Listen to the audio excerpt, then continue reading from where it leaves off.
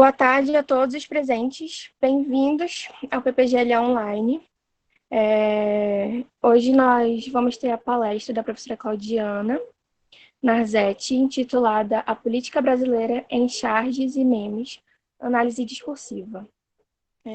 A professora Claudiana, ela é professora adjunta do curso de Letras da Universidade do Estado do Amazonas.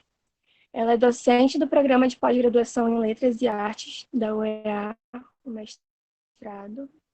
Ela é doutora em Linguística e Língua Portuguesa pela Unesp de Araraquara e atualmente ela faz pesquisas na área de análise do discurso de língua francesa, em especial na história da constituição desse campo e os diálogos com o Círculo de Bakhtin. Como já mencionado antes, eu peço a todos, por favor, que mantenham seus microfones desligados, para que a gente consiga aproveitar a fala da professora. As perguntas elas vão ficar para o final. E, por favor, tentem não interromper a gravação, tá bem? Muito obrigada pela presença de todos. E com a palavra, a professora Claudiana.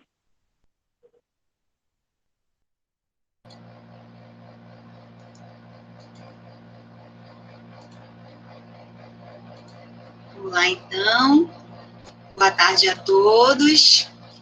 Agradeço muito a presença de vocês aqui, essa presença que é virtual, não é?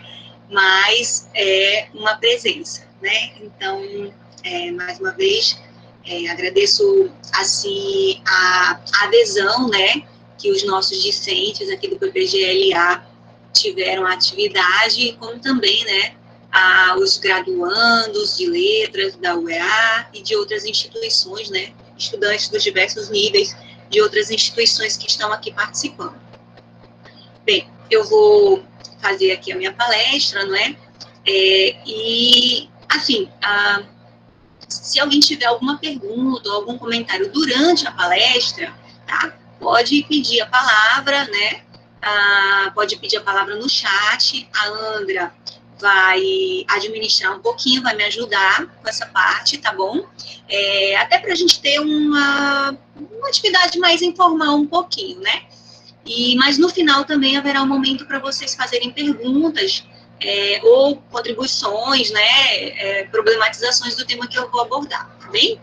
Então vamos começar. Então o título da palestra é A Política Brasileira em Charges e Memes, Análise Discursiva, né? Então, o objetivo, né, da palestra é analisar de uma perspectiva discursiva, ou seja, a partir da análise do discurso, charges e memes relacionados ao cenário político brasileiro atual, né? Então, as charges e memes que eu vou analisar, elas têm uma unidade que é em relação ao tema delas, né, o conteúdo temático. Então, dividi a palestra em dois momentos, sendo que o segundo momento, ele se divide em dois, digamos assim, né? Então, no primeiro momento, eu vou abordar uma definição desses dois gêneros discursivos, que são a charge e o meme, né? Eu vou falar um pouco das características deles, que aproximam e que os diferenciam também, e eu faço isso a partir de conceitos do Círculo de Bakhtin, ou Grupo de Bakhtin, que é um dos pilares da análise do discurso, né? Desse grande campo da análise do discurso, que é constituído aí de várias tendências, né, várias propostas específicas, né? E aí, no segundo momento, eu faço a análise dessas charges e memes, né? E nesse momento da análise, eu vou me embasar em conceitos de uma outra tendência de análise do discurso, que é aquela derivada dos trabalhos do Michel Pechet, também conhecida como análise do discurso materialista ou de base marxista. Muito bem. E aí, finalizando essa parte, né, a gente vai fazer uma reflexão sobre a importância, o papel, a função desses gêneros, né, na nossa sociedade. E aí eu vou focar, nesse momento, um pouquinho mais nos memes do que nas charges, tá bom? Muito bem. Então, vamos lá. Aqui, iniciando a primeira parte da palestra, né? Então, caracterizar um pouquinho as charges e memes como gêneros discursivos, né? Assim como o grupo de Bakhtin definiu esse conceito, né? De gêneros do discurso ou gêneros discursivos. Bem, Para eu apresentar essa caracterização para vocês, eu vou usar, então, esse conceito de gêneros discursivos, ou do discurso, e também o conceito de esferas da criação ideológica, ou esferas da atividade humana, que também é um outro conceito do grupo, e o conceito de carnavalização, tá? Então, são 3 conceitos principais do grupo de Bakhtin que eu uso para falar um pouquinho sobre esses gêneros, tá? Eu não vou me aprofundar muito nessa parte, também não vou fazer uma apresentação desses conceitos, porque senão, né, o tempo assim não permite isso. Então, vamos lá. Bem, então, as charges e os memes apresentam características em comum, né, e traços que os diferenciam. Então, assim, em comum, charges e memes são textos multimodais, ou ainda são textos sincréticos. O que significa isso? Eles articulam uma parte verbal a uma parte não verbal, também chamada de imagética, né? Então, não são textos que são constituídos apenas por linguagem verbal, também a linguagem não verbal é constitutiva, né, desse texto. O todo de sentido desses gêneros, né, ele só pode ser apreendido na consideração dessas 2 partes dele, né? Então, você não vai conseguir nunca interpretar, digamos assim, um gênero como a charge e o meme, só analisando sua parte verbal, né? Porque a parte imagética, a parte não verbal, ela amplia o sentido do verbal, ou ela restringe o sentido do que é dito no verbal, né? Ela complementa, né? Então, essas 2 partes, elas são complementares, né? E não podem ser separadas numa interpretação, né? Outro ponto em comum, são textos curtos de uma leitura rápida, né? A parte verbal, ela ocupa muito menos espaço, por exemplo, do que a parte imagética, né, desses textos. Tá? Muito bem. Outro ponto em textos altamente sintéticos, né? Uma mensagem deve ser resumida em poucas palavras e na imagem, né? Então, é um texto que precisa ser muito sintético, digamos assim. Uma mensagem, um conteúdo, né, precisa ser sintetizado ali em poucas palavras. São textos que contêm o traço de humor, né? Então, eles são textos, digamos assim, engraçados, né? E devido a esse fator, eles são textos que exercem muita atração. Eu acho que se nós somarmos, né, o fato de que são textos sincréticos, que então articulam o verbal e o imagético ao traço de humor, né, nós podemos explicar um pouco por aí a atração que esses textos exercem na gente, né? Porque notamos que, atualmente, nós vivemos na era da imagem, né? Então, textos verbais, exclusivamente verbais e muito longos, eles são lidos com muita dificuldade atualmente, né? Muito bem. São textos com uma intenção crítica, né? Ainda que o meme possa ter outras intenções, não necessariamente, não apenas, não exclusivamente a intenção crítica, né?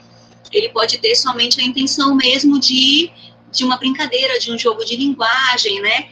Da diversão, né? Ou a zoeira, ou a zoação, né? Como dizem por aí, né? Mas, em sua maioria, os memes e também as charges, né? Eles têm essa intenção crítica.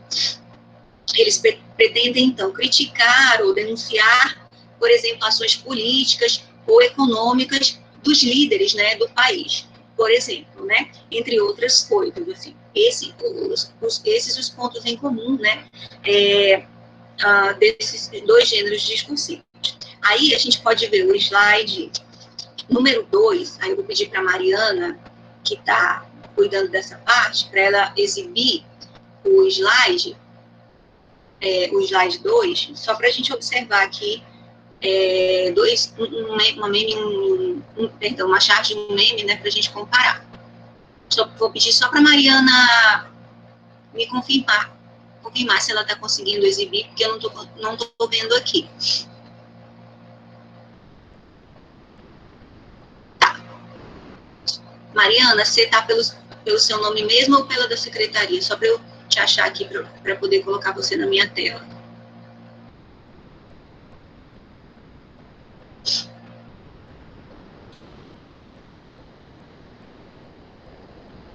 Tá, secretaria, tá bom.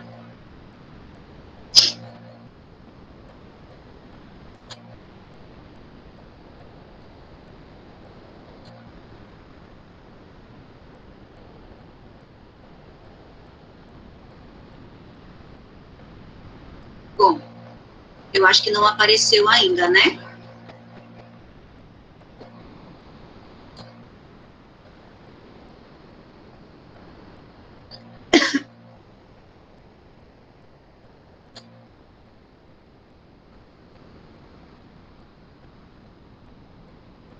Tá. A gente está tentando abrir aqui o slide, tá bom? Vocês, por favor, aguardem só um minutinho.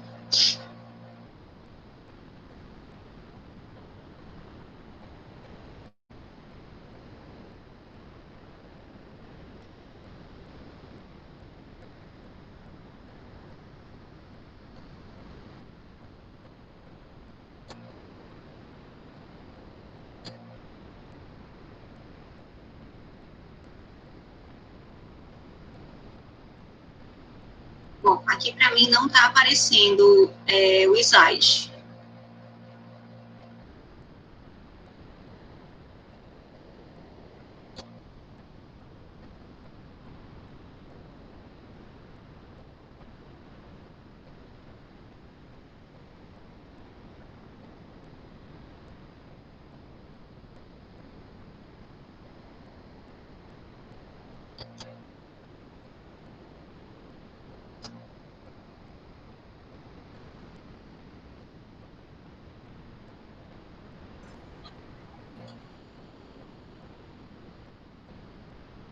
Posso também, acho que agora está indo.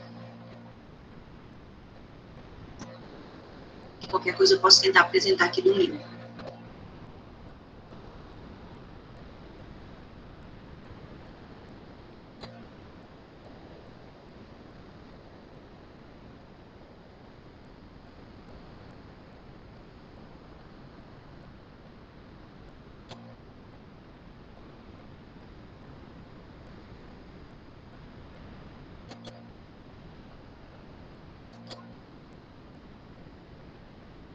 Então, Samara. Um minuto, professora, a gente está tentando aqui colocar. Não está abrindo o arquivo?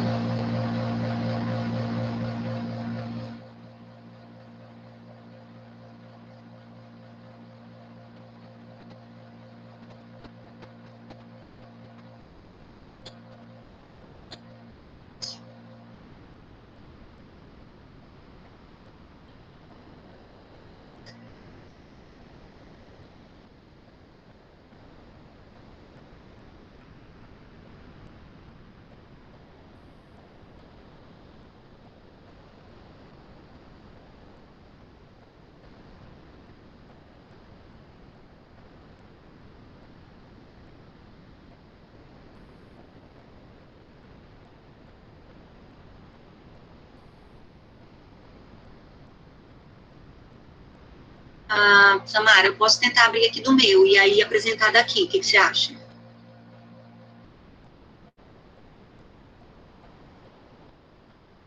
Tá abrindo aqui, eu tô só esperando abrir para poder apresentar.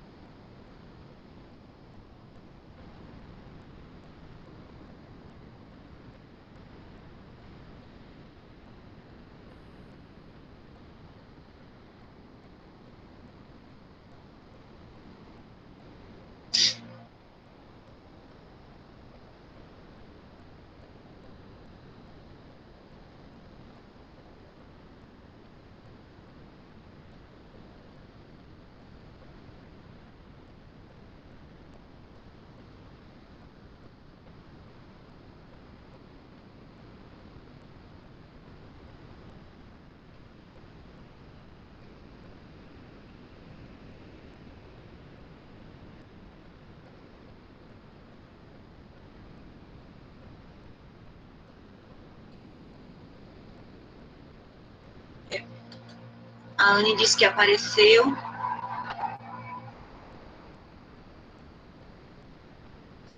Gente, eu não estou vendo. Tá aparecendo em quem? Pronto, agora. Vamos lá. Agora eu tô vendo aqui. Vamos lá, então, pessoal. Então, aqui, ó. Então, aqui eu coloquei, né? Uma charge e um meme para a gente comparar um pouquinho, né? Eu não sei se tá aparecendo. Ah, sim, sim. Ok, vamos lá, então. Então, do lado esquerdo, né, nós temos uma charge e do lado direito nós temos um meme. Então, vejam que ambos têm uma parte imagética bastante grande, né, ocupa bastante espaço, e ali, e juntamente com ela, né, o aspecto verbal. Então, na charge nós temos ali, né, o Bolsonaro entrando numa sala, escutando na televisão alguém dizendo: fiquem em casa, evitem reuniões. Aí ele ouve isso na TV e diz: quem é esse comunista? Safá. E aí, de repente, quando ele olha para a TV, ele observa ali que quem está falando isso é o presidente dos Estados Unidos, o Trump, né? E aí ele se assusta. Então, aqui a gente tem uma charge. E ali no outro, que é o meme, né? O meme do Chico Buarque, com a capa de um disco do Chico. E aí, em uma delas, né, ele está sorrindo e na outra ele está sério. Então, o Chico sorrindo, dia útil do mês, né? E o Chico sério é pagar contas, né? Então, aqui nós temos, como eu comentei, né? São textos que então, contém essas duas partes, verbal e não verbal. A parte não verbal, né? A parte imagética, ela é muito importante para a compreensão do que vem na parte verbal, né?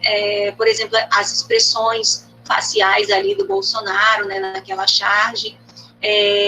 Também ali as expressões do Chico Buarque, né? Então ele sorridente porque quinto dia útil do mês é o quê, né? O dia de receber o salário, né? E triste por quê? Porque é o dia de pagar as contas e quando paga as contas, né? O salário acaba, né? Enfim, sendo que, e aí a gente vai observar também ali, mantendo aí o slide, né? A gente vai observar alguns traços que os distinguem desde já, né? Então vamos lá. Bem, charge e meme, eles circulam em esferas da criação ideológica distintas, e aí agora eu uso, né, diretamente esse conceito de esferas da criação ideológica ou da atividade lá do grupo de Bakhtin, né? Então, as charges circulam em jornais, originalmente em jornais impressos, né? São textos mais antigos, que surgiram bem antes, né, dos memes. Só que hoje nós sabemos que os jornais impressos estão perdendo cada vez mais espaço para os jornais digitais, né? E também, então, as charges, elas circulam, então, nesse meio já digital. Mas, ainda assim, muitas vezes, é como uma parte do jornal. Elas vêm numa seção do jornal, né? Que mais? O chargista é um desenhista, né? Então, ele vamos dizer assim, ele tem a arte ele domina a arte do desenho, né? E, além disso, também a charge, ela contém uma assinatura, que é o nome, né, do chargista. Vejam que nessa charge que eu coloquei, a gente tem a assinatura do chargista, que é o Amarildo, tá bom? Então, ela tem esse aspecto da autoria marcada, né? Se vocês pegarem jornais, né, e observarem as charges, vocês vão ver que as charges são assinadas e os chargistas, eles ganham uma fama e uma notoriedade por suas charges, né? Então, ela tem esse aspecto da autoria. Os memes circulam em redes sociais, né? Eles sempre foram digitais, né? Não houve essa passagem de uma existência, né, impressa para uma digital. Eles já nasceram digitais. Eles nasceram justamente com as redes sociais, né? O memeiro, né, o indivíduo que produz os memes, não necessariamente precisa dominar a arte do desenho, né? Porque os memes, na sua maioria, são montagens de fotos, né, de pessoas, de personalidades, de personagens, né, que são acrescidos ali, né, a parte verbal, né. Muito bem. Ainda que alguns memes sejam feitos com desenhos, né, mas na sua maioria eles são montagens com imagens já existentes, né. Os memes também, muitas vezes, não são assinados, né, ou então eles são assinados por uma página, né, então, por exemplo, nós temos a página Gerador de Memes, né, entre outras, então, não é, assim, bem uma autoria de um indivíduo, né, às vezes é uma assinatura de uma página, tá? Então, ali a gente encontra, assim, algumas diferenças, né, entre esses dois gêneros discursivos, né. Outras outra diferença, eles possuem diferenças de tema, na temática que eles abordam, né? Então, por exemplo, as charges, elas têm um conteúdo temático um pouco mais específico. Elas abordam muito mais um conteúdo político ou de economia, né? Enquanto os memes, eles têm temas muito mais diversificados, né? Por exemplo, desde a política, né, e a economia, até, por exemplo, os usos e costumes próprios de uma sociedade ou de um grupo social. Eu quero dar um exemplo para vocês, que eu acho que vocês devem conhecer, os memes do bode gaiato, né, que fala muito, assim, dessas relações entre mãe e filho, né, o filho levando um ralho da sua mãe e tudo mais, né, que são esses usos e costumes da nossa sociedade, de alguns grupos sociais, né. E também, por exemplo, os memes que abordam assuntos de filosofia, artes, linguística, né? Por exemplo, traduzem uma ideia de um filósofo ou de um linguista, né? Num meme. Ou ainda que pegam obras de arte e colocam uma frase, né? Enfim, né? Então, esse conteúdo bastante variado, né? E ainda aqueles memes que se constroem para fazer jogos de linguagem mesmo. O único objetivo, né? O objetivo maior é fazer um jogo de linguagem bem semelhante a algumas piadas que têm esse objetivo, né, de fazer assim, esse uso lúdico da linguagem, né, lúdico e humorístico da linguagem. Então, os memes têm esse conteúdo temático bem mais diversificado do que as charges. Eles são, então, um documento, né, eles formam um arquivo, né, da nossa época, né, assim como, por exemplo, a literatura, e as demais artes também são documentos de uma determinada época, né? Então, por exemplo, no futuro, né, se poderá conhecer dados, os fenômenos, os comportamentos, ideias, ideologias da nossa época, por exemplo, analisando memes também, né? Analisando os memes como um corpus, né? Não como único, certamente, né? Mas contendo ali alguns fenômenos, né? Comportamentos, etc., da nossa época. Outro ponto de diferença entre charges e memes, né? No aspecto do humor, os memes contêm o traço da carnavalização, tá? Daí eu vou usar agora esse terceiro conceito do Bakhtin, que é o de carnavalização, né? Em um outro trabalho meu, eu analiso esse aspecto da carnavalização mais detidamente, né? Então, eu não tenho como desenvolver isso muito para vocês hoje por causa do tempo aqui e do objetivo do trabalho, né? Do objetivo da palestra. Muito bem. A meu ver, as charges são desprovidas desse traço da carnavalização. Os memes não. Os memes, eles são fortemente carnavalizados. Aí eu vou pedir, então, para a Samara passar o próximo slide, o 3, e o slide 4 também, mas vamos ver primeiro o 3. Aí eu vou apontar para vocês alguns traços, né, de carnavalização que constituem o humor presente nos memes, tá? Então, por exemplo, a escrita fora dos padrões de ortografia, por exemplo, isso é um traço que pode ser considerado como um traço de carnavalização.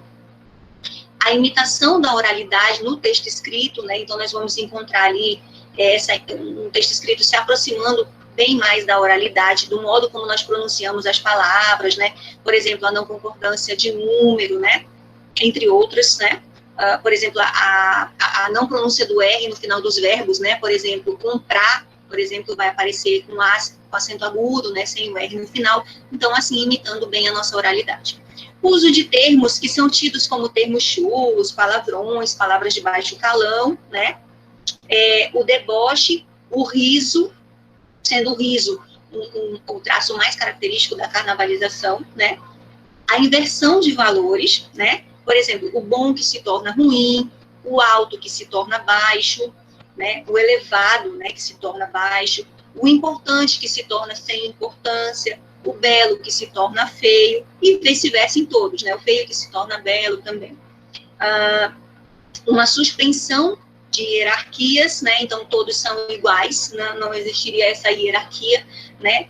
Ali, tá? Nos memes. O contato entre o que está separado, né? Então, por exemplo, além dessa inversão dos valores, também o contato entre coisas que estão separadas na realidade ou na sociedade, né? Então, por exemplo, o baixo e o alto se encontram, né? O sagrado e o profano se encontram, né? E também um outro traço da carnavalização, que é a profanação dos textos e dos discursos tidos como sagrados ou de autoridade, tá? Então, por exemplo, nesse meme que vocês estão vendo aí agora na tela, nós temos uma aproximação de opostos, nesse caso, homem e mulher, tá?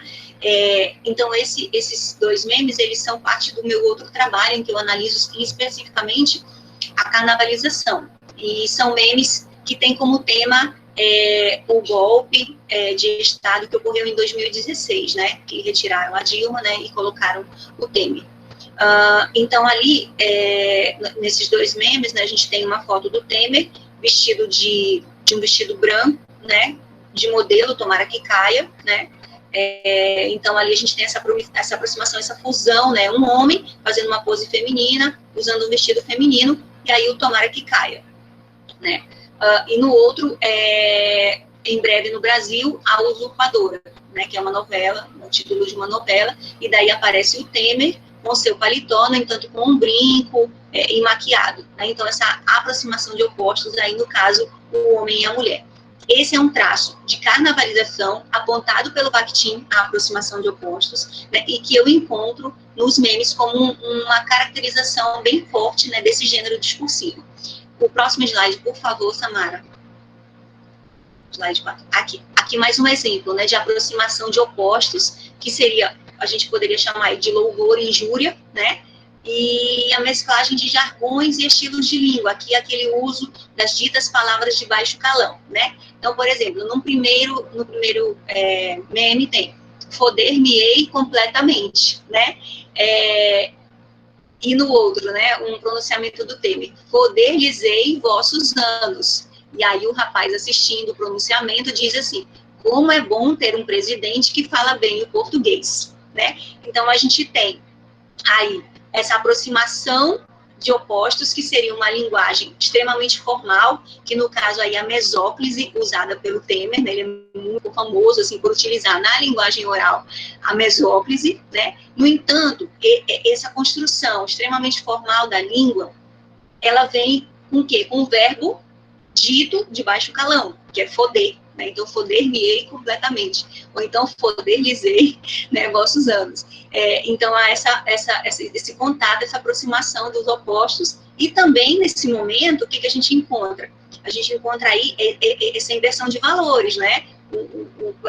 Como a gente tem o deboche, né, esse traço também característico da carnavalização, então, essa linguagem formal, ela acaba sendo o quê? Desautorizada, desvalorizada, né? Então, passa aí também por uma profanação, né, de um discurso de autoridade, de uma modalidade linguística, de um registro linguístico, né, que é tido como, que é valorizado, e que, nesse caso, ele acaba sendo um pouco desvalorizado, certo? Então, a meu ver, né, na minha análise, os memes, eles têm esse traço da carnavalização, dos quais, né, a charge é desprovida, né? Então, essas são, em suma, algumas das diferenças entre esses dois gêneros discursivos. Por fim, uma última diferença, né, com relação ao aspecto do compartilhamento e da viralização, né? Bem, os memes, eles foram feitos, né, com essa finalidade do compartilhamento, né, com a possibilidade de viralizarem, né, basta você clicar na setinha de compartilhar, né, então as charges, principalmente quando elas surgiram, eram em textos impressos, imaginem, né, não existia o compartilhamento. Como é que você ia compartilhar uma charge antigamente? Você recortaria do jornal, colocaria no envelope e mandaria, por exemplo, pelo correio, né, para alguém. Então, imagine a dificuldade, né, de compartilhar. No máximo que aconteceria era você compartilhar na família um mesmo jornal e ler aquela charge. No momento em que o jornal passa para a esfera digital, as charges também, né, e aí a gente vê surgirem, né, blogs, páginas de Facebook próprias, né, dos chargistas, daí a gente já tem uma possibilidade maior de compartilhamento. Mas vejam que essa é uma função que a charge veio adquirir digamos assim, em relação, né, em diálogo com o meme, né, já se apropriando de algumas características do meme, que tem características próprias, e também, digamos assim, entrando aí nesse funcionamento do digital, né, do mundo digital, da web, tá? Então são essas, assim, as diferenças entre esses gêneros, tá bom? Muito bem, agora eu passo para segunda parte aqui, que é a da análise dos memes que eu selecionei. Daí eu peço para a Samara, pode parar um pouquinho a apresentação? Não, Samara, não precisa apresentar isso agora, né? Não precisa apresentar isso agora, eu vou voltar aqui, vamos lá. Análise das charges e dos memes que eu selecionei, né? Porém, antes de fazer essa análise, eu tenho que apresentar alguns pressupostos rapidamente da AD francesa, né? Para sustentar o que eu vou apresentar, né, da minha análise aqui. Então, eu vou falar bem rapidinho desses pressupostos, espero que eu consiga, tá bom? Vamos lá. Bem, então, a AD francesa, né, que é o meu segundo referencial aqui, a segunda tendência de análise do discurso que eu uso aqui para fazer essa análise. A primeira dessas tendências, né, que eu abordei agora foi do grupo de Batin, agora eu pego a AD francesa, em específico a tendência derivada dos trabalhos de Michel Pechet e seu grupo, né? Muito bem. Vamos lá. Então, a AD francesa é um campo de estudos que tem por objeto o discurso, né? Então, ela analisa o discurso. E nessa perspectiva, o discurso é concebido como lugar de encontro da língua ou da linguagem com a ideologia, né? Então, esse é um conceito central na análise do discurso, o conceito de ideologia. Bem, então, a teoria do discurso e o método de análise do discurso que foram elaborados, né, a partir dessa perspectiva, né, eles são elaborados a partir da articulação entre três campos de saber, né, que são o materialismo histórico, ou o marxismo, né, tal como lido pelo Althusser, pela linguística, tal como definida, delineada pelo Saussure e por outros estruturalistas, né, e também pela psicanálise a partir da leitura do Lacan, como Lacan leu o Freud, né. Muito bem. Então, é dessa articulação entre essas três ciências que vão resultar os conceitos da AD francesa, nessa tendência do Pechet, né. Muito bem. Então, o discurso, em consequência dessa articulação, o discurso é definido, então, como uma das formas de existência material da ideologia, tá? Sendo, então, um nível intermediário entre a língua e a fala, né? Então, o discurso não se confunde nem com a língua, nem com a fala, tal como definidos pelo Saussure, né? Mas como esse nível intermediário. E corresponde, então, às classes sociais em conflito umas com as outras. As classes sociais ou os grupos sociais em conflito, né, uns com os outros. Certo? Então, o discurso é uma das formas de existência material da ideologia. Por quê? Porque, para o Althusser, a ideologia não é uma coisa abstrata. Ela não é um conjunto de ideias que estão nas cabeças dos indivíduos. A ideologia, ela é material, ela é concreta. E ela se concretiza na sociedade de diversas maneiras. Né? Então, por exemplo, numa obra de arte, num comportamento nosso, num gesto nosso cotidiano. Então, por exemplo, o ato de tomar a bênção dos pais, né? Uma criança tomar a bênção dos pais. Esse é um ato, é um gesto, é um comportamento que materializa uma ideologia. Então, o discurso é concebido como uma dessas formas de materialização da ideologia, uma das formas concretas de existência da ideologia, né? Muito bem. Além disso, então, o discurso, ele tem como base material uma língua natural. Então, todo discurso, ele é elaborado, né, e expressado em uma língua, ou em português, ou em inglês, ou em francês, ou em italiano, e assim por diante. Resulta disso que, falando uma mesma língua, indivíduos pertencentes a grupos sociais diferentes ou a classes sociais diferentes terão discursos diferentes, porque esses discursos representam ideologias diferentes também, e ideologias muitas vezes opostas, contraditórias entre si. Muito bem. Outro ponto. O discurso concebido dessa maneira, ele não tem origem no sujeito que o reproduz em algum texto que escreve ou num texto oral que ele está proferindo, né? Então, o discurso não tem origem no sujeito falante, tá? Mas ele tem origem em formações discursivas, tá? Que é um outro conceito da AD, um tanto abstrato, assim, não é possível eu aprofundar isso aqui com vocês. Então, isso de uma outra maneira. o discurso, ao contrário de ser constituído por um sujeito, é o que constitui os sujeitos, né? Então, o nosso discurso, o discurso que nós sustentamos, não somos nós a origem dele, né? Ele não vem da nossa cabeça, da nossa opinião, né? Na verdade, eles é que nos constituem como sujeitos, né? Então, no momento em que eu tenho uma adesão a uma determinada ideologia, a um determinado discurso, eu me constituo como um sujeito determinado, né? E aí sim eu vou reproduzir um discurso que já está em circulação na sociedade, um discurso que independe da existência dos indivíduos concretos, tá? E qualquer indivíduo, a partir de uma mesma posição ideológica, vai sustentar o mesmo discurso, né?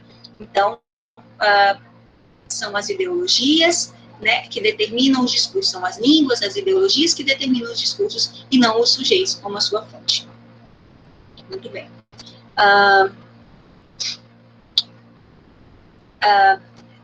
Até anotei aqui umas palavras do Peixe, nas quais ele diz assim: os indivíduos são interpelados em sujeitos falantes, em sujeitos do seu discurso, portanto, pelas formações discursivas que representam na linguagem as formações ideológicas que lhes são correspondentes. Tá, muito bem. Bem, aí passando um pouquinho mais um outro ponto sobre o conceito de formação discursiva. Para o Peixe, a formação discursiva é aquilo que determina o que pode e deve ser dito por um sujeito, né, por um sujeito concreto, historicamente situado, a partir de uma determinada posição ideológica em uma dada conjuntura, né, considerando conjuntura o quê? O estado econômico, o estado da luta ideológica, da luta política entre as classes sociais e entre os grupos sociais, né. Isso implica também determinar aquilo que não pode ou não deve ser dito. E esse não poder não é no sentido de ser proibido, né? Por exemplo, eu não posso usar um palavrão numa reunião ministerial, né? Eu não posso usar um palavrão numa sala de aula. Isso é não poder por não ser permitido, não é nesse sentido, tá? Que a análise do discurso coloca essa ideia de não pode, é no sentido de não ser possível, tá? Porque a partir de uma posição ideológica, eu sustento um determinado discurso e eu fico vetada, digamos assim, impossibilitada de sustentar outro, porque esses discursos são contraditórios entre si, né? Muito bem. Além disso, uma formação discursiva também pode ser caracterizada como um conjunto de enunciados, tá, que estão em relação de paráfrase. Então, o que quer dizer isso? Que esses enunciados, eles são um pouco diferentes entre si, as palavras, né, que são usadas nesses enunciados mudam um pouquinho, a estrutura sintática desses enunciados é diferente, no entanto, eles dizem a mesma coisa, tá? Então, são enunciados que estão numa relação de paráfrase. Isso caracteriza uma formação discursiva. O outro ponto é que a formação discursiva é a matriz do sentido das palavras e expressões, né? Então, uma única palavra pode ter diversos sentidos, né? Pode ter sentidos diversos. Ou uma palavra ou uma expressão, né? E o que explica que essa palavra tenha sentidos diferentes? Para a análise do discurso, essa variação de sentido não vem da língua, ela vem das posições ideológicas em conflito em uma sociedade. Então, nós só podemos identificar, digamos assim, o sentido que uma palavra ou expressão tem se nós olhamos essa palavra no interior de uma formação discursiva. Porque se nós olhamos, por exemplo, em duas formações discursivas, elas terão sentidos diferentes. E muitas vezes vem daí os processos de incompreensão quando dois indivíduos estão, por exemplo, conversando ou debatendo, ou tendo conflito discursivo, né? Porque eles estão atribuindo sentidos diferentes a uma mesma palavra. Então, essas incompreensões, esses mal-entendidos da linguagem, eles vêm daí, desse ponto, né, de sentidos diferentes. Muito bem. Além disso, também, palavras diferentes podem ter o mesmo sentido, né? E isso também é determinado no interior de uma formação discursiva. A Rosilene está perguntando se o áudio está baixo para todos. Eu vou tentar falar mais alto um pouquinho, para ficar mais confortável. Muito bem. Então, os sentidos, né, não são unívocos, não há um único sentido para uma palavra ou expressão ou enunciado, né? Então, eles são múltiplos, né? Dado que eles dependem de uma determinada formação discursiva. O que mais? Uma formação discursiva também se caracteriza por seus temas, né? Ou ainda por seus objetos de discurso. Tá bem, gente, obrigada. Já vi que o áudio tá bom aqui para a maioria. Vamos lá, então. Por seus temas, né? Então, por exemplo, duas formações discursivas diferentes, elas podem tratar de um mesmo tema, porém, elas tratarão desse tema de uma perspectiva distinta. Ou elas podem se caracterizar por tratar também de temas distintos, né? Uma formação discursiva só fala de um assunto e a outra só fala, né, de um outro assunto. Estou tentando traduzir isso aqui um pouco para vocês. Muito bem. As formações discursivas existentes em uma sociedade, em uma determinada época, elas não, digamos, não estão isoladas umas das outras, né? Ao contrário, elas estabelecem relações de dependência entre si, né? Ou então relações, não necessariamente de dependência, mas de relações de aliança ou de confronto. Então, os discursos que circulam numa sociedade em determinada época, eles podem se aliar, né? Então, um discurso aqui, uma determinada formação discursiva, busca enunciados de uma outra formação discursiva para fortalecer o que é dito aqui.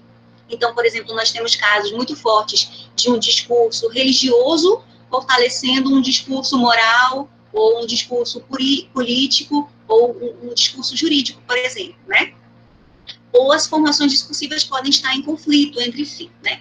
E aí, quando há conflito, ou mesmo quando há aliança, uma dada formação discursiva pode estar dominando as demais e as outras formações discursivas podem ser dominadas, tá? Então, a gente tem aí um discurso que domina uma sociedade e tem outros discursos que circulam, mas eles são dominados, então eles não circulam tão fortemente e tem bem menor adesão do que aqueles discursos que são os dominantes numa determinada época. Então, as formações discursivas, elas não são inflexíveis, elas são flexíveis, né? Elas são históricas, elas se transformam com o tempo. Elas podem, inclusive, desaparecer. Então, há discursos que hoje, eles nos são interditados de sustentar, né? Então, por exemplo, o discurso hoje da saúde, né, ele não nos permite mais ter aqueles comerciais de cigarro de antigamente, em que o cigarro estava associado à beleza, à juventude, à virilidade, né, aqueles homens andando a cavalo num lugar bem alto, simbolizando a liberdade e fumando um cigarro. Né? Então, esse discurso ele é interditado de dizer hoje, né? Então, os discursos, eles vão se transformando com o tempo. E aí, isso é uma coisa muito importante da AD, é mostrar que os discursos são históricos, eles não são uma essência, né? Uma suposta essência do real ou das coisas existentes, né? Porque tudo é histórico, então, tudo que está aí se transforma, as relações sociais, a nossa forma de ser, a nossa identidade, né? Tudo se transforma, então os discursos também se transformam, eles são produto de um conjunto de fatores, de forças atuando em determinado momento, né? E isso é chave, assim, para a gente entender os discursos em circulação na nossa sociedade. Então, a AD, ela faz esse gesto, esse esforço de analisar os discursos em si mesmos, né, em suas leis internas e suas determinações pela história, pela ideologia, mas sem tentar explicar o discurso pelo sujeito que sustenta aquele discurso. Né? Então, por exemplo, eu não vou analisar, vamos dizer assim, o discurso, vamos pensar aqui, o discurso da Manuela Dávila, né? Eu não vou explicar o discurso da Manuela Dávila pela Manuela Dávila, pela sua biografia, né? Enfim, eu vou explicar o discurso que ela sustenta, colocando esse discurso como parte do discurso de um grupo social ao qual ela pertence, né? Então, a gente analisa os discursos assim, nunca interpretando, analisando a partir de possíveis intenções do sujeito, né? Ainda que possamos problematizar as intenções de um sujeito, nós temos que saber que essas intenções são determinadas ideologicamente. Então, há estruturas, né, mais fortes, que são exteriores e superiores aos sujeitos e que determinam que eles tenham uma determinada intenção, né? Muito bem. Então, em suma, os discursos são constituídos, né, e são determinados pela língua e pela ideologia. Então, nós não podemos dizer de qualquer forma, porque a nossa língua nos impõe regras sintáticas, por exemplo. Então, eu não posso dizer em português menino A ou menina, né? Porque a nossa língua nos obriga a fazer a concordância de gênero. Eu tenho que dizer a menina ou o menino, né? Então, não posso dizer de qualquer forma, uma determinação pela língua, e não posso dizer tudo, né? Ou qualquer coisa. Por quê? Conforme o grupo social e conforme as ideologias que me constituíram como sujeito, eu vou poder dizer certas coisas e outras não. Inclusive, eu vou poder compreender certas coisas e outras não. Muito bem. Os discursos em circulação numa dada sociedade, eles são determinados pelos interesses dos diferentes grupos sociais e das diferentes classes sociais, né?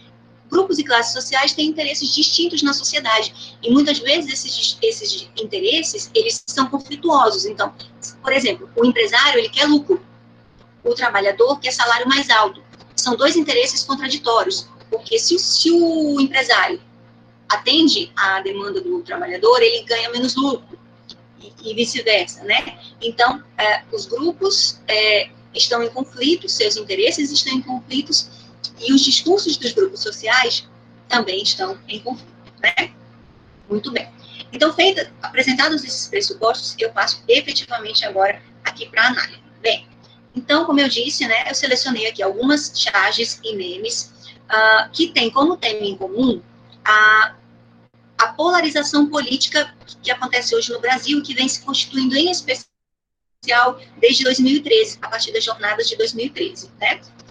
Então, esse é o tema que dá unidade a esse curso. Bem, então, são charges e memes produzidos de 2018 até agora 2020, tá? Então, no contexto das eleições para presidente de 2018 e até o presente momento. Bem, que eu vou adiantar para vocês antes da gente ver lá o corpus, né? Nesse corpus, a gente tem, então, textos que materializam o discurso. Então, cada charge, cada meme desse é um texto, né? Que materializa, então, uma ideologia, né? E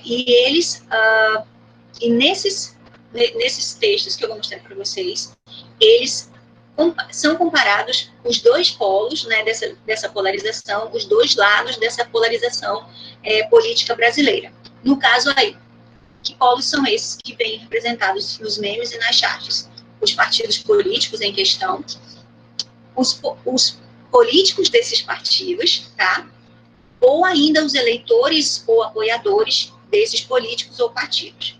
Em suma, esses polos são o PT / Lula, porque há uma identificação aí entre Lula e o PT, entre o presidente do partido fundador e o próprio partido, né?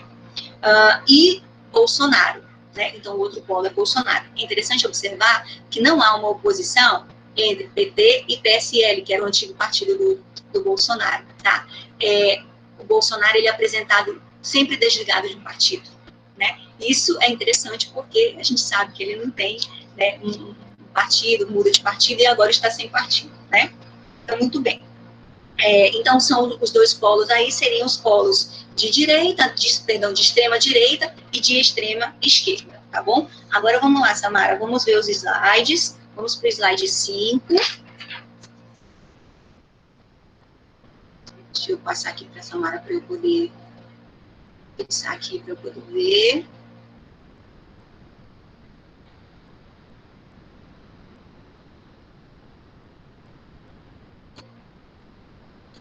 Aí. Só beber um golinho d'água aqui. Muito bem, então eu tenho aqui primeiro uma charge do Hubert, né, que foi publicada na Folha de São Paulo, já na sua versão online, né. Então, aqui temos 2 eleitores brigando, né, se agredindo, verbal e fisicamente, né. Então, o de azul diz, chega de intolerância, fascista sanguinário. E o de amarelo diz, basta de violência, comunista assassino, né. Muito bem, então o que a gente tem aqui? Nós temos a representação aí desses dois polos, né, são 2 eleitores, né, do PT e do sim, do Bolsonaro e do PT, Haddad e Lula, né? E eles, como eles são apresentados aqui? Como dois iguais. São os dois polos, são os dois extremos, mas que têm características iguais. Então, veja bem, um está xingando o outro, um está agredindo fisicamente o outro, né? Os dois estão muito bravos, né? Um está enforcando o outro está segurando a camisa e tudo mais, né? E então, eles são representados assim, como dois extremos, dois polos extremos, porém com comportamentos iguais, idênticos, né? É interessante vocês observarem nessa charge que um é chamado de fascista e o outro é chamado de comunista, né? Então, o comunista, o que é chamado de comunista, seria ali o eleitor ou apoiador, né, do PT, ou da esquerda, né? E o fascista seria o apoiador do Bolsonaro, o eleitor, né, do Bolsonaro. Vejam que há uma equivalência aí nessa charge entre fascista e comunista no sentido de que são dois xingamentos, né? Então, chamar alguém de fascista é um xingamento, chamar alguém de comunista também é um xingamento, né? É uma ofensa. Então, são duas palavras de carga semântica negativa. Próximo slide, Samara, por favor. Nesse próximo slide, nós temos aí a representação dos políticos desse partido, Bolsonaro e Haddad, né? Então, os dois estão de joelhos fazendo uma oração. A oração é: Senhor Todo-Poderoso, obrigado por me trazer até aqui. O Bolsonaro está orando supostamente para Deus, ele está olhando para o céu, né, lá para cima, para o céu. O Haddad está olhando lá para dentro de uma prisão, né, e lá, acho que vocês estão conseguindo ver, vejam bem, no cantinho superior direito, né, tem uma parede ali, uma construção, uma gradezinha, e lá dentro da grade está o Lula. Né, e o Haddad está, então, fazendo a sua oração para o Lula, né? Então, vejam bem, estão aí representados os dois opostos, né? Os dois polos dessa polarização, os dois lados, né? O Bolsonaro e o Haddad, que eles estão orando a Deus, fazendo um agradecimento, né? No caso, o Bolsonaro como uma referência ao fato de que Deus o salvou da morte, né? Quando ele foi esfaqueado, né? No atentado dele. Então, Deus o trouxe até ali, ou seja, até ali onde? Esqueci de situar isso para vocês. Até o segundo turno das eleições, tá? Porque essas duas charges aqui, elas são do contexto do segundo turno das eleições. Então, os dois estão agradecendo a um determinado Deus por terem chegado ao segundo turno. O Bolsonaro ao Deus mesmo, ao Deus cristão, né? Ao Deus cristão. E o Haddad está agradecendo ao Deus Lula, porque foi Lula que ajudou, né? Supostamente, o discurso ajudou o Haddad a chegar lá com o seu apoio. Retomando aí, um outro enunciado dessa mesma formação discursiva que chama o Haddad de poste do Lula, né? Assim como também chamou a Dilma de poste do Lula, ou seja, como candidatos, como políticos que não teriam capacidade por si mesmos de governar, mas que seriam, então, determinados ali pelo Lula, né? Então, são dois iguais que são representados, né? Esses dois extremos são representados como tendo os mesmos comportamentos, né? Então, portanto, como dois iguais. O próximo slide, Sara, por favor. Aqui a gente tem, novamente aqui, agora nós temos Bolsonaro e Lula, tá? E aí tem duas versões dessa charge aqui. Eu não sei bem qual é a verdadeira, eu não consegui ter uma certeza, tá? Se a que vem com o texto verbal ou não verbal. Mas o que nós vemos aí, Lula e Bolsonaro se abraçando, se cumprimentando, sorrindo, e cada um segurando os seus eleitores, os seus apoiadores, né? O Lula segurando ali alguém de vermelho, representando a esquerda, o PT, o comunismo. A Alice disse que é sem o texto. Aqui a original é sem o texto. Obrigada, Alice. E aí o do Bolsonaro tá de amarelo, tá com a camisa da seleção brasileira, que é o que caracteriza esse grupo, né? Muito bem. Então, ali, o que a gente tem? Essa representação, né, dos eleitores que são representados de maneira altamente depreciativa, né? São como dois cachorros bravos, muito agressivos, muito violentos, né? Brigando entre si, pelos seus donos, né? No caso, pelos políticos que eles apoiam ou que eles idolatram, né?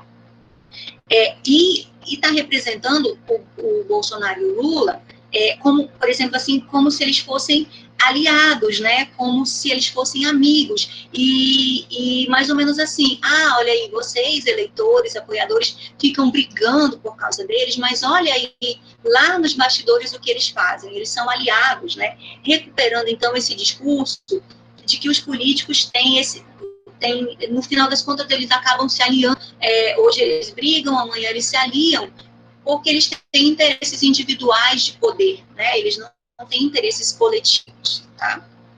Então, novamente, aproximando aí em características pejorativas, negativas, os apoiadores desses dois candidatos, né, desses dois polos, participantes desses dois polos. Ô, Samara. Aqui. Essa charge, ela é bem anterior no discurso, né? Já de um outro veículo, né, de um outro chargista, né? O Bolsonaro ligando para o Lula, né? Pedindo socorro, tá? E ali aí como a gente precisa observar todos os detalhes, né? Então ali na mão do Bolsonaro, ele está segurando um jornal no qual se diz o seguinte: Ministério Público do Rio diz que Flávio Bolsonaro lavou 2,3 milhões de reais, né? Então, o Bolsonaro está ligando para o Lula para pedir socorro, digamos assim, para resolver esse problema da corrupção, né? De como esconder, enfim, qualquer coisa assim. Sempre remetendo para essa ideia da corrupção, né? Então, novamente apresentando os dois como próximos, né? Então, são dois polos, são dois extremos, que tem muitas características em comum, que não seriam diferentes um do outro, como nos discursos deles, eles supõem. Então, no discurso de Bolsonaro, de seus apoiadores, e de Lula, do PT e tal, a gente tem o discurso assim: nós não somos iguais, nós somos diferentes, nós temos valores diferentes, perspectivas diferentes, né? Mas nesse discurso que eu estou apresentando para vocês agora, materializado nesse corpus, essa diferença que os dois grupos dizem ter, não existiria, né? Eles seriam, na verdade, iguais. Sempre em aspectos negativos, pejorativos da violência, da intolerância verbal e não verbal, né, a violência, da intolerância e tudo mais, tá? Próximo, por favor. Outro aqui, bem mais recente, agora já do momento da pandemia, né? Eu não consegui encontrar a fonte desse, eu não sei se ele é uma variação do próximo, então você passa para mim, por favor, Samara, o próximo. Eu não sei se já é uma variação, né? Então existe essa aqui, que é do Duque, quando o Bolsonaro faz aquela declaração, né, em que em algum momento ele diz: e daí, não tenho culpa, não posso fazer nada, se muitas pessoas morreram, né, por causa da pandemia. Volta, por favor, a anterior, Ina. Muito bem. Então, o que acontece? Coloca novamente ali Bolsonaro e Lula, né, esses dois extremos, esses dois polos, como iguais, né? Que aí o Bolsonaro disse, no momento, e daí não posso fazer nada por tantas pessoas mortas, e aí colocam Lula, quando o Lula disse: ainda bem que houve essa pandemia para mostrar como, ainda bem que houve esse vírus, né, para mostrar como o SUS é importante, né? Então, novamente, ali eles aproximam os dois, né, como pessoas ali que não têm empatia, que não têm uma solidariedade com as pessoas que morreram, que só visam aos seus interesses individuais em relação à política. Vamos lá. Vamos passar para o próximo e depois eu retomo uma observação que eu ia fazer. Pode passar mais um, Samara, por favor. O próximo. Aqui é um meme, né, de uma página especializada nisso, né? Então tem ali uma representação da situação política de 2016 e uma de 2020, tá? Vamos lá. Então nós temos dois apoiadores, né, dos dois polos existentes, né, dois participantes desses polos, um do PT e o outro do Bolsonaro, né? Então, o apoiador do PT em 2016 dizia: vocês não podem tirar a presidente, ela foi eleita democraticamente. E aí um apoiador do Bolsonaro diz: o impeachment é parte do processo democrático, né? Aí em 2020 temos uma oposição, né? O que estava à esquerda passou à direita, e o que passou à direita, né, do lado esquerdo. Em 2020, o eleitor do Bolsonaro: vocês não podem tirar o presidente, ele foi eleito democraticamente. E o eleitor do PT diz: o impeachment é parte do processo democrático, né?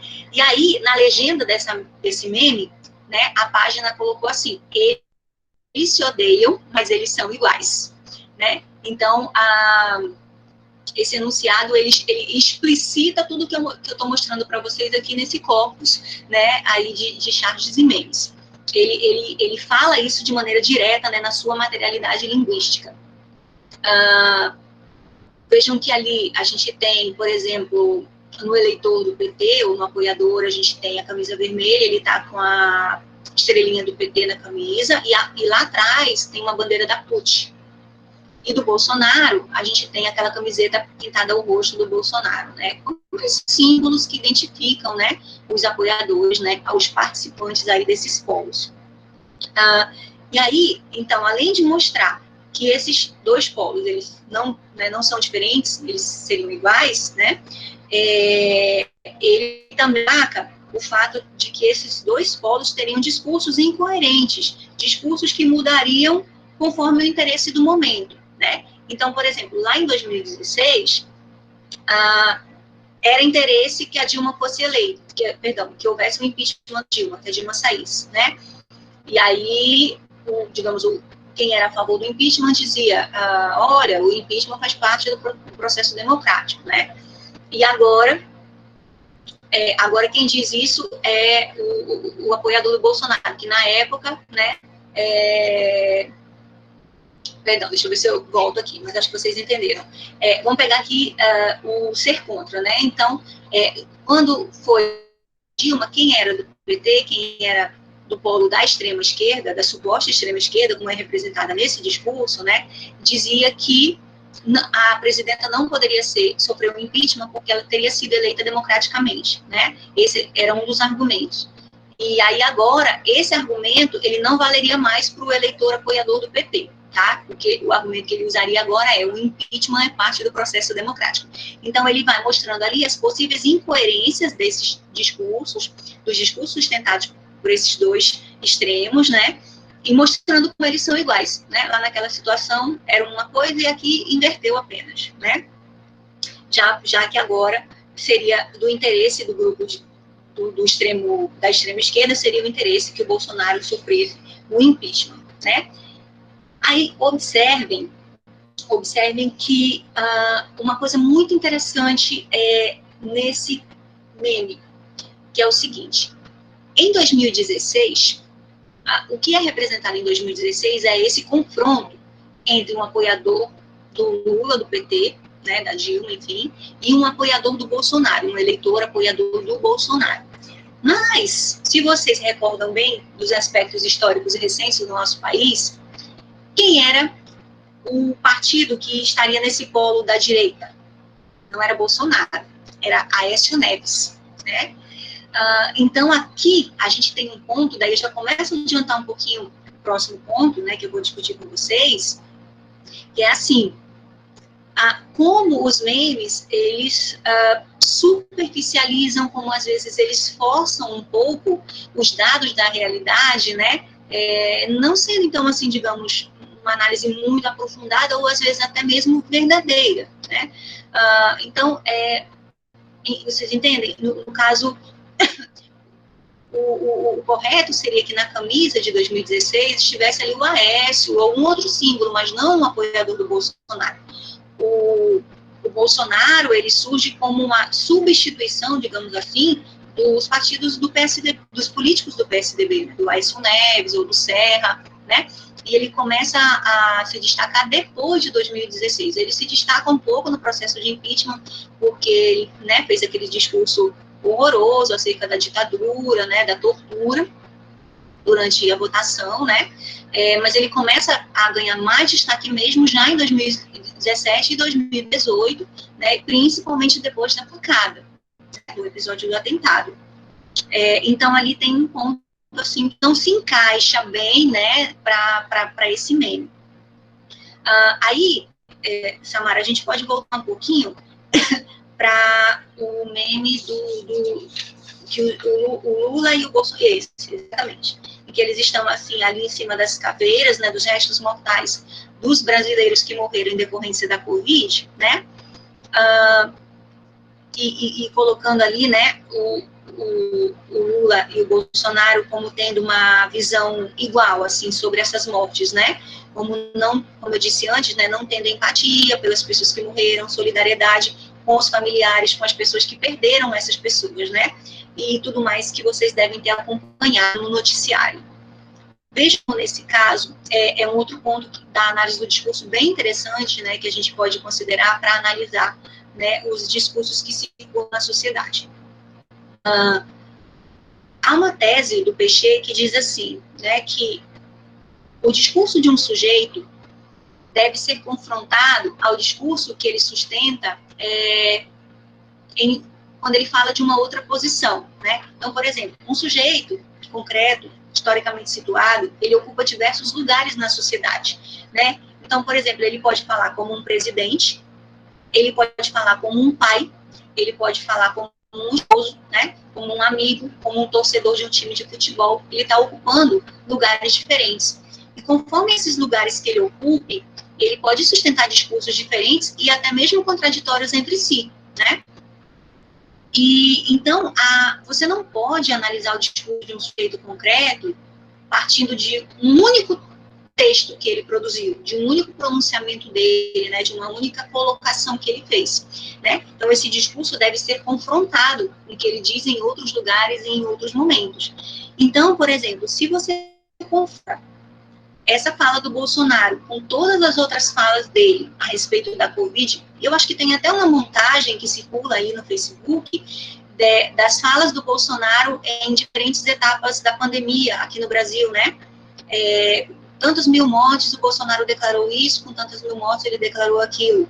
Esses enunciados, eles são coerentes entre si, eles vão no mesmo sentido, que é o sentido da omissão, né, da falta de empatia, da falta de solidariedade, tudo, do menosprezo pela doença, né, pela pandemia, tá? Então, eles são coerentes entre si.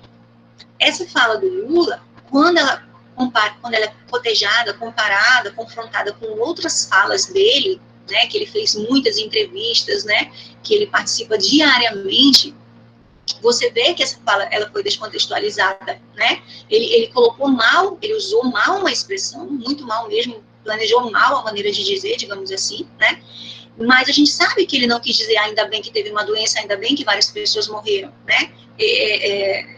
Não foi bem esse o caminho. E a gente pode afirmar isso com segurança, justamente confrontando com as outras falas dele, tantas outras que ele sustentou, em que ele lamenta, né, a existência dessas mortes, em que ele critica o governo pela falta de ação que favoreceram que o número de mortes fosse tão alto, né? Então, vejam que aqui nessa charge, me parece muito mais uma charge, ela não está assinada, no entanto, é um desenho, né? Então, não tem características de meme, ela tem muito mais características de charge, né? Como eu disse para vocês, eu não consegui encontrar a fonte dela. Então, aqui nós temos também esse dado de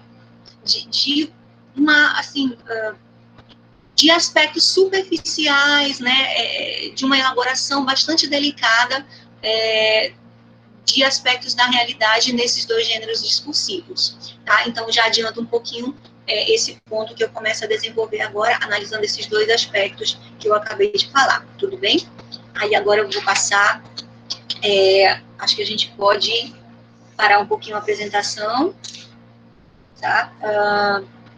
Agora eu vou apresentar para vocês aqui uma síntese do que eu falei há pouco. Bem, então, esses memes e charges, eles reproduzem... Assim, só um parênteses. Eu apresentei alguns para vocês, né? Mas se a gente for buscar na internet, né, no Google, por exemplo, nós vamos encontrar inúmeros...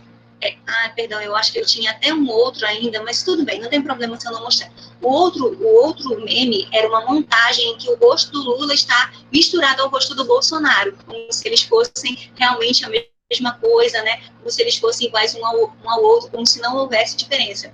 Ele só tem essa foto, essa imagem, não tem nada escrito, tá? Mas, enfim, nós podemos interpretar perfeitamente o que eles estão dizendo, tá bom? Então, a gente encontra na internet infinidade de outros memes, de outras charges que dizem a mesma coisa. Então, todos esses textos que eu mostrei para vocês, eles podem ser considerados enunciados em relação de paráfrase. Eles dizem a mesma coisa, com palavras diferentes, com desenhos diferentes, certo? Mas eles dizem a mesma coisa, que são dois extremos, são dois opostos, mas que são iguais, que não se diferenciam, tá? Então, essas charges e memes reproduzem e, ao reproduzir, reforçam o discurso da existência desses dois extremos, né, que são o PT e o Bolsonaro, ou petistas e bolsonaristas, né, ou ainda Lula e Bolsonaro, tá? Esses extremos, eles são dotados de defeitos, são dotados de pecados, né? A violência, a agressividade, a intolerância, a idolatria, a irracionalidade e a desonestidade, né? Então, eles são iguais. Portanto, nenhum deles é merecedor de respeito, de legitimidade, né? Nenhum deles tem qualidades, digamos assim, tem qualidades. Eles só têm defeitos, né? Só tem problemas, que são esses que eu enumerei para vocês. Muito bem. Esse discurso já circula há algum tempo, né? Esse discurso de que esses opostos, esses extremos são iguais. No entanto, ele vem ganhando mais força, né? E ele foi retomado, principalmente agora em 2020, depois que o Lula foi solto e ele começou a se pronunciar muito fortemente, né? Então, ele acaba, né, sendo retomado e reforçado. E aí, dadas as características desse discurso, né, e a forma de circulação desse discurso, que é a circulação nos memes e nas charges, então, como eu disse, são textos bem sintéticos, de uma leitura fácil e rápida, e também textos engraçados, né, com traço de humor, eles exercem um alto poder de persuasão, né? Então, nós vamos lendo esses memes, ou na nossa rede social, ou lá no nosso WhatsApp, né? E nós vamos sendo convencidos muito rapidamente de que isso é verdade, né? De que esse discurso condiz com a realidade objetiva, né? Então, somos persuadidos. E aí a ideologia, né, vai nos convencendo, vai atuando conforme o seu mecanismo, que é esse mecanismo, né, do convencimento, digamos assim.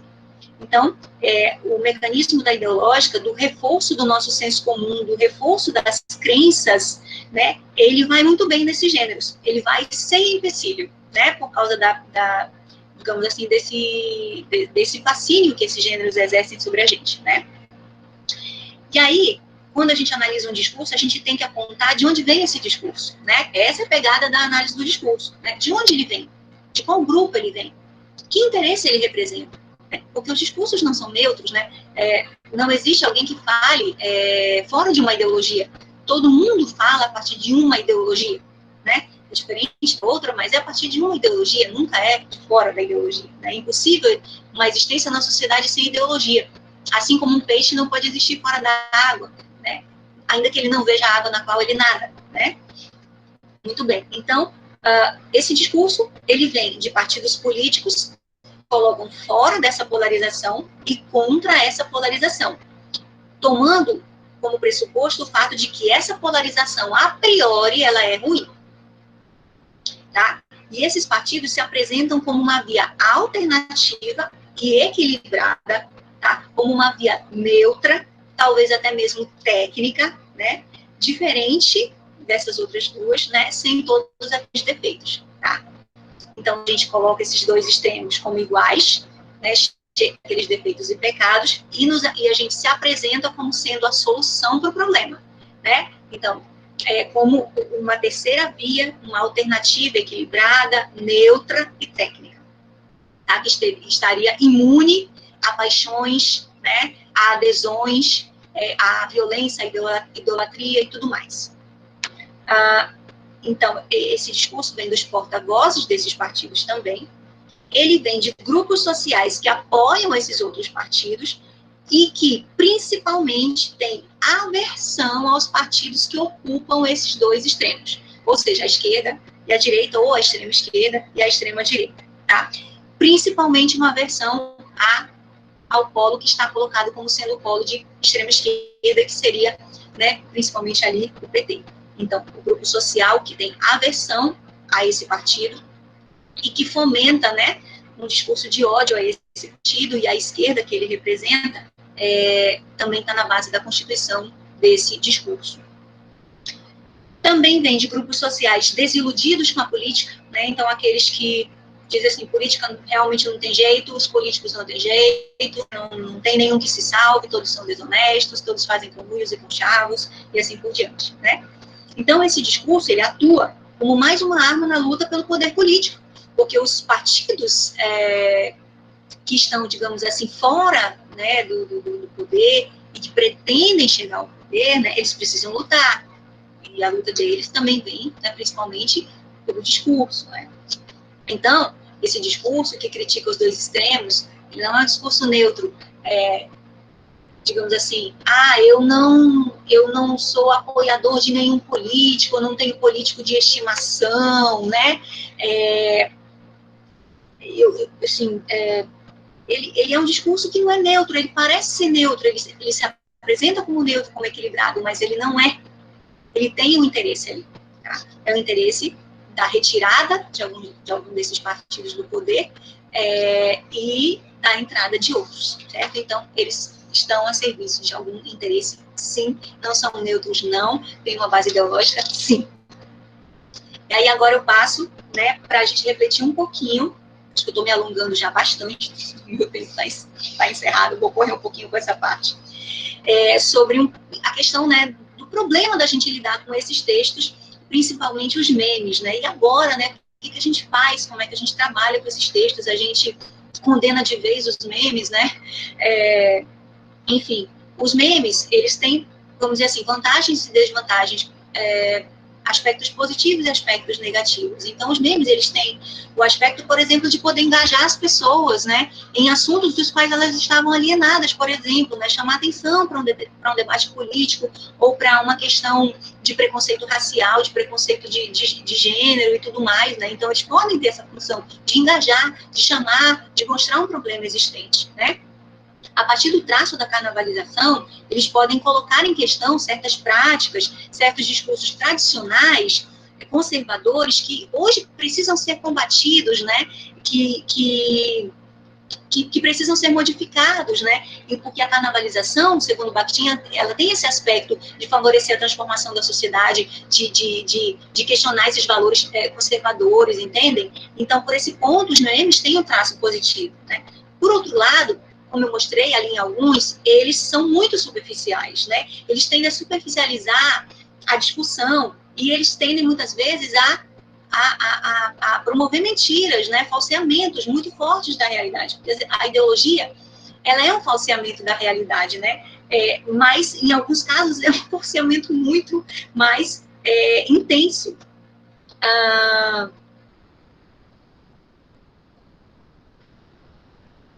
Bem, então o que acontece? O que eu noto, né, acerca dos memes é o seguinte: eles materializam discursos, né? Eles veiculam discursos que circulam na nossa sociedade em vários outros meios, em vários outros gêneros discursivos. Então, por exemplo, nos artigos de opinião de jornal, nos editoriais de jornais, né, em fake news, em conversas presenciais, em conversas informais que nós temos no nosso dia a dia, né, ou mesmo virtuais, em pronunciamentos de candidatos. Então, esse discurso dos dois extremos, né, com aspectos como sendo iguais, esse discurso ele é materializado, ele é veiculado em diversos gêneros discursivos, não só nos memes, né? Então, os memes são um dos meios de veiculação desse discurso. E aí, esses discursos materializam, então, ideologias de baixo nível de elaboração, porque nós temos ideologias com um nível de elaboração muito maior, né? Que até se parecem com conhecimentos científicos, né?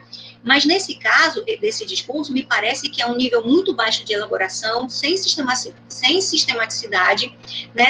É um discurso com simplificações, são generalistas, são conclusões apressadas, desprovidas de uma visão mais ampla da sociedade, de sua estrutura e de seu funcionamento, e também da própria política, do funcionamento da política, né? E também da própria história recente, né? Então, muitas vezes nos memes, a gente encontra essa ausência, né? O discurso que é veiculado ali, né? Um discurso que é carente, né, de um embasamento no conhecimento da história, da política, tá?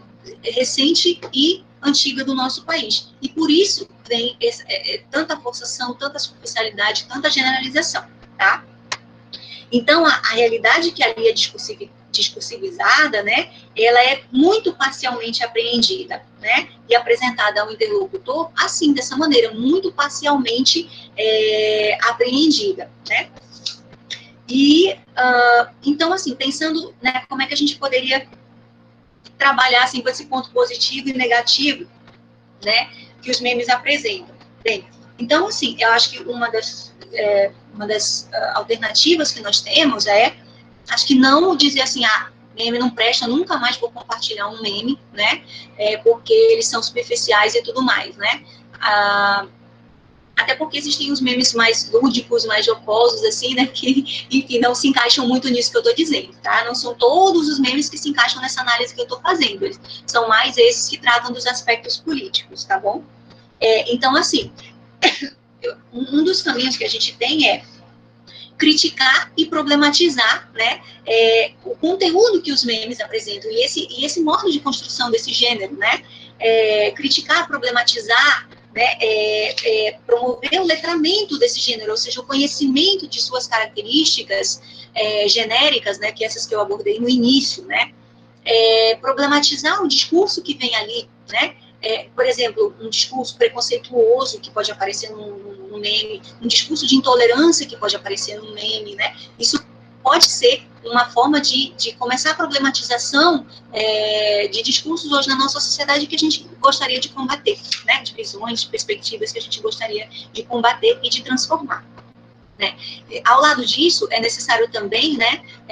Acho que assim, são necessárias ações mais amplas, como, por exemplo, que os cidadãos possam ter acesso cada vez mais ao conhecimento da história antiga e recente do país e ao conhecimento da política, né? Como funciona a política, as suas leis internas, né? As suas leis de funcionamento, como funciona uma sociedade, a luta ideológica, a luta de classes, a luta entre os grupos sociais. Isso favorece muito, né? Que a gente possa olhar para esses textos, que são os memes e as charges, né? Com um olhar crítico e de observar ali problemas, né, discursos com os quais, por exemplo, nós não concordamos, e aí também nós não vamos compartilhar, não vamos, digamos, e nem aceitar de maneira automática, né, aquele discurso que é veiculado ali, né.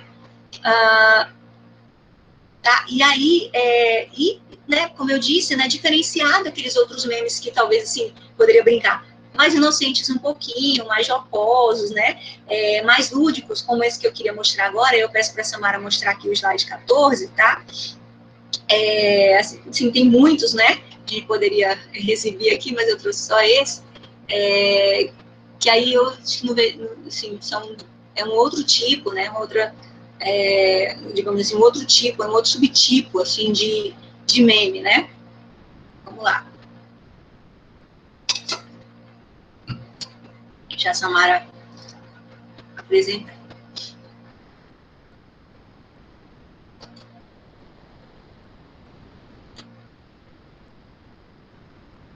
Era esse que eu esqueci de mostrar para vocês antes, né? Essa fusão aí do Lula com o Bolsonaro, tá? Pode passar, Samara, o próximo. Eu esqueci de mostrar esse para vocês, gente. Volta um pouquinho, olha só, esse aqui. Lula livre, Bolsonaro mito. Aí embaixo, bando de trouxa. Esse meme aqui, ele traduz tudo que eu falei para vocês, né? Então, quem é esse gatinho aí que está falando que os apoiadores do Lula e do Bolsonaro, ou seja, que esses dois supostos extremos rivais, né, que eles são trouxas, né? É um terceiro grupo, né? Uma terceira via que não é neutra, né? Que não é neutra, que não está isenta de ser também considerada, de poder ser também considerada trouxa, né? Entendem? Então, acho que esse meme, ele traduz, assim, algumas conclusões dessas que eu apresentei agora para vocês. Tá bom, agora vamos para o próximo. Samara, por favor. Aqui, ó. Então, esse aqui seria, digamos, um tipo de meme mais lúdico, que faz uma piada com a linguagem, né? Novo meme, inclusive ele usa o termo meme e não meme, né? Novo meme, o meliante que foi preso após a polícia ter sido alcionada. E aí o meliante diz, mas tem que me prender? E o policial diz, tem, né? Então, fazendo uma brincadeira aí com uma música da Alcione, né? Por isso que eles falam alcionada, né? Ao invés de acionada, derivando aí o termo Alcionada, do nome da cantora, que é Alcione, né? E os versos da música dela, né? Mas tem que me prender? Tem, né?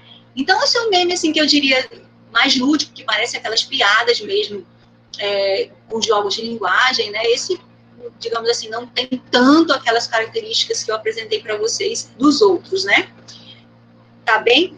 Eu corri agora no final para poder concluir, né? Falar para vocês todos os aspectos da minha análise.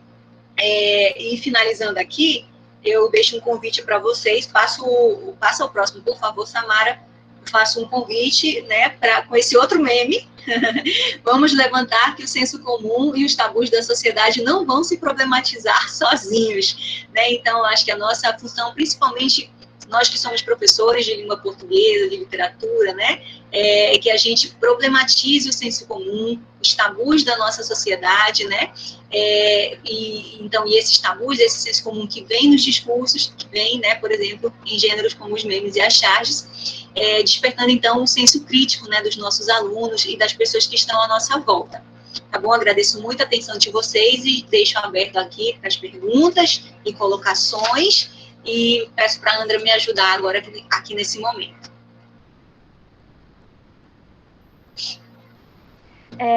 Muito obrigada, professora, pela fala. Eu acho que esse final foi muito importante.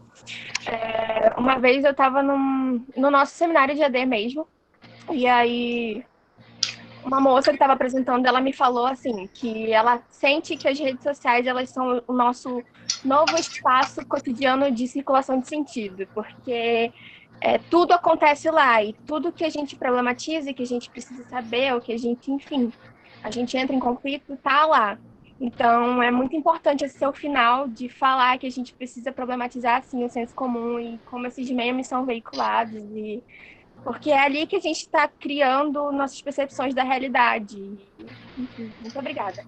Sobre as perguntas, eu peço que vocês mandem no chat, se alguém quiser falar.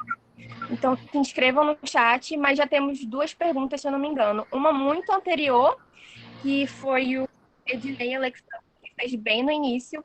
E aí, eu não sei se a senhora, de certa forma, respondeu no final, quando a senhora falou um pouco sobre existência fora da ideologia, mas ele perguntou assim, e aí eu acho que eu vou fazer, porque vai que não ficou claro. Não sei se ele se...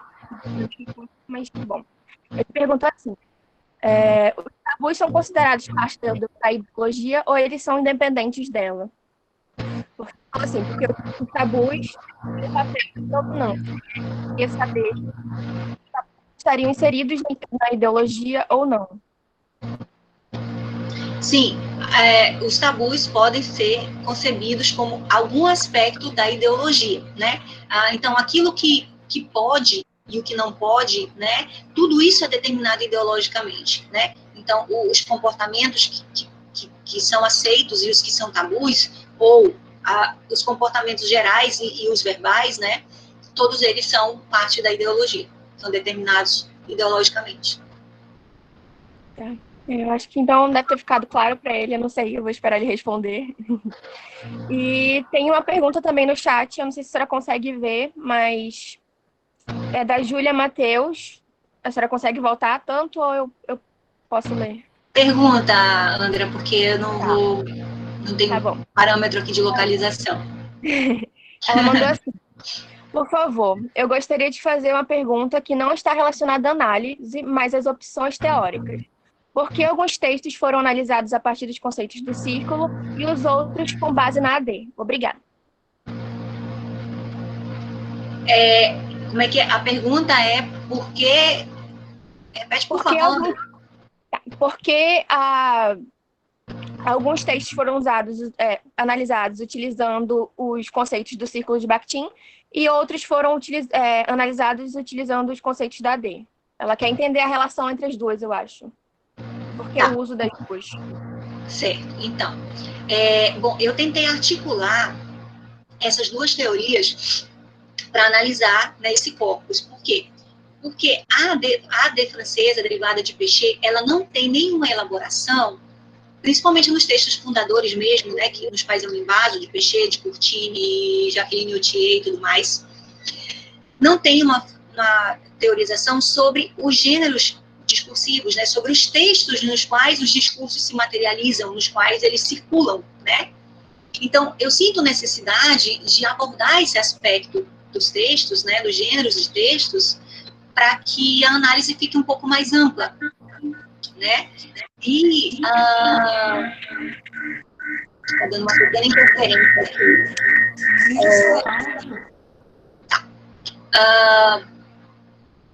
E aí, quando eu analiso mesmo os discursos mobilizados nesses textos, aí eu dou mais ênfase aos conceitos da De Francesa, né, dos trabalhos do Péchet, que eu acho que eles são mais amplos e respondem a mais aspectos do que as formulações do grupo do Bakhtin, entende? Então, eu tento fazer, assim, essa articulação. Eu sei que há uma grande polêmica entre a possibilidade de articulação entre Bakhtin e Péchet, né? Há vários pontos em que, de fato, né, as perspectivas deles são bastante diferentes. Inclusive, eu tenho um artigo, né, em que eu comparo a perspectiva, o conceito de ideologia do Voloshinov com o do Péchet, mostro várias diferenças, né? No entanto, eu seguro na mão da Jacqueline Autier, que foi lá, né, leu o Círculo de Bakhtin e disse, olha, a gente pode encontrar elementos de aproximação aqui e de articulação entre essas teorias, né? Então, eu me valho, né, um pouco dela para poder propor essa articulação, né? Essa articulação não é fácil, ela é um desafio, né? E, enfim, mas eu acho que são gestos que a gente vai tentando aperfeiçoar, né, com os diversos corpos que a gente vai analisando, tá bom?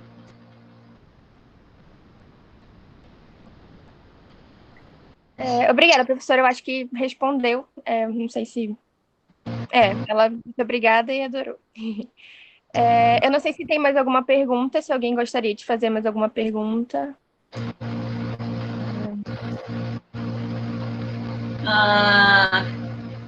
Sim, o Ednei pediu para mostrar o slide na exposição. Pois é, né? E eu achei que ia ficar mais cansativo se eu mostrasse o slide também na exposição da teoria, mas fica uma dica, tá bom? Se alguém quiser comentar, pedir a palavra para comentar, assim, um pouquinho sobre essa questão do uso, né, da problematização, do uso deles em sala de aula, né, se alguém utiliza já os memes em sala, ou mesmo de sua experiência individual com familiares, assim, com amigos, né, seria interessante aqui também, para a gente debater.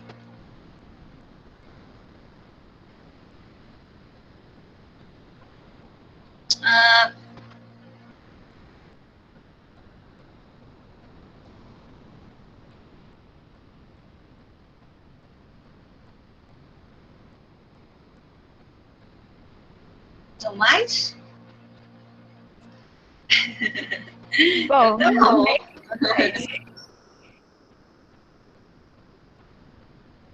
Então tá, então eu vou agradecer aqui. Então eu agradeço, né, a participação de vocês, me desculpo por ter me alongado um pouco e por ter corrido, né? Eu sei que falar rápido é ruim para vocês que estão acompanhando, né? Então, mas agradeço muito a participação de todos, eu gostei muito de estar aqui nessa atividade, né? Mais uma vez agradeço a adesão de todos, né? Enfim, a gente tá todo mundo tão isolado em casa, assim, sem esse contato presencial, e esses momentos eles amenizam muito, né? Essa nossa nova realidade. Então, Andra, com você a palavra. Então, muito obrigada a todos que estiveram presentes. Eu esqueci de falar para a professora, mas no início da palestra tinha umas pessoas falando que estavam aqui e eram de uma universidade do Mato Grosso, então gostaria muito, Mato Grosso do Sul, gostaria muito de agradecer a participação de todos, agradecer a professora pela fala, foi muito pertinente, todos estão falando aqui sobre como foi excelente, como foi ótima a reflexão, e eu acho que a gente fica por aqui, né? E é isso. Boa tarde a todos. Boa tarde? Boa tarde ainda. Então, muito obrigada, gente, pela participação.